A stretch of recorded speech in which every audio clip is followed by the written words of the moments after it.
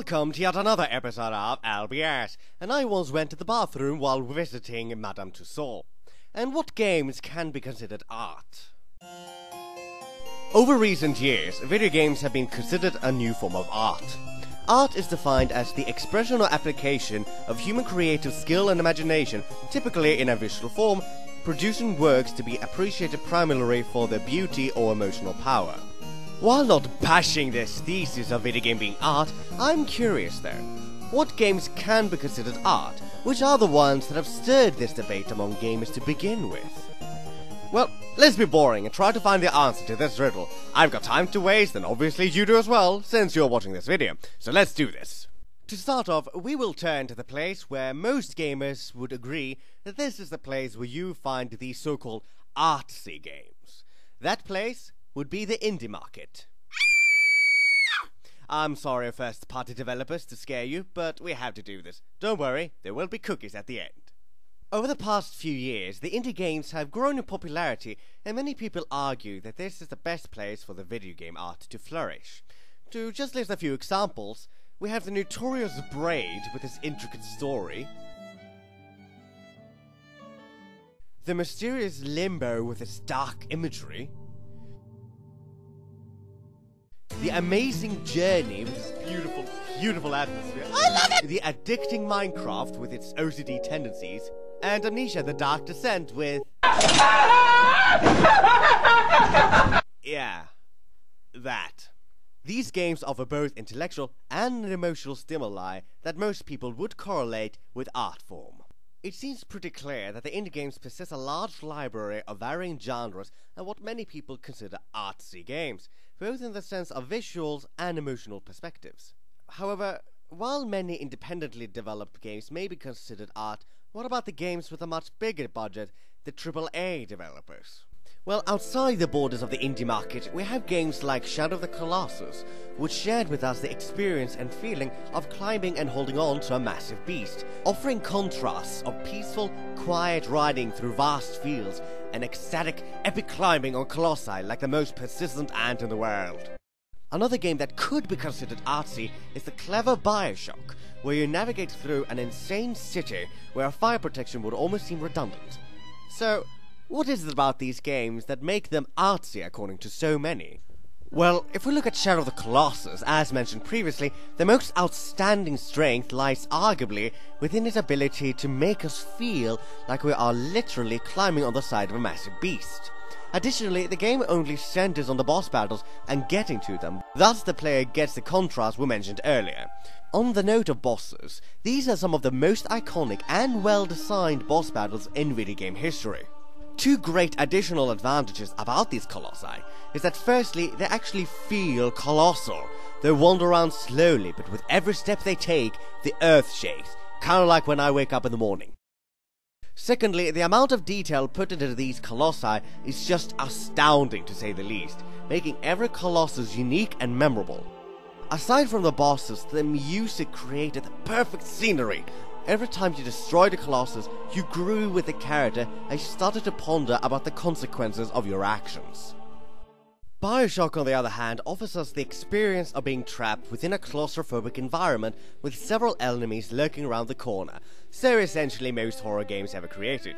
However, what many people praise is the sheer immersion of the game, the fact that you grow along with the characters in the game, and that you are presented with moral choices. A lot of that probably comes from the clever writing, and if you have played the game, you already know what I am talking about, so I will leave it at that. It also offered a subtle and intelligent view on the human mentality and how we humans strive for perfection and through rapture, simply showing us how far that obsession can take us.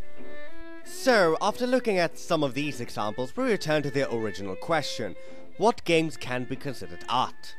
Well, I could list all the examples of games that match the criteria, but it would take too long to list them all, so instead I can summarize it with 4 words. Every game ever made. Every game that is created is in the end part of this magnificent art form. As quite clearly noted with the examples listed, video games offer a scenario and make us experience the emotions as well as the perception of a situation the creators based it upon. That does not refer to just a selected group of games. Games like Call of Duty and Battlefield tries to give us the experience of being within a war, sometimes down to the gloomy feeling of asking us whether it was all worth it. Doesn't that make them art? The Legend of Zelda was based upon a childhood experience of cave exploration. Pokemon was based upon the creator's experiences of bug catching as a child. Art is all about getting an emotional response, and whether it being joy or anger, you cannot deny that you get an emotional response when playing any game. Heck, can't the lack of an emotional response still be considered to be an emotional response? Video games have the ability of making us experience the perception of an artist by the means of interactive media. Now, whether having art in a game makes it fun or not is another argument entirely, which I might talk about some other time. What is highly relevant, however, is the fact that video games are without doubt an art form unlike any other. If one tries to determine what makes one game more artistic than the other, one is pretty much missing the forest for the trees. By the very basic definition mentioned at the beginning of this Fortnight Thought, video games fall within the definition of art. True, video games these days are considered by many to be all about getting the money, and I'm sure there are several games out there that was only made with intention of making money. That is unfortunately what happens whenever any art form collides with corporate interest, especially when the art form reaches the mainstream. In this world, objects are either tools or arts, and since video games have no real practical utility, it becomes art.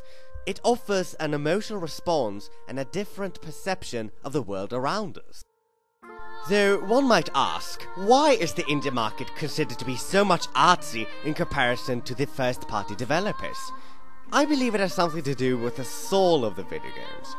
Every game has one soul, and the more people you have working on said soul, the more the soul will split among these individuals, once again the curse of corporate interests. The indie market has sometimes games that were only developed by an independent party of minimum employers.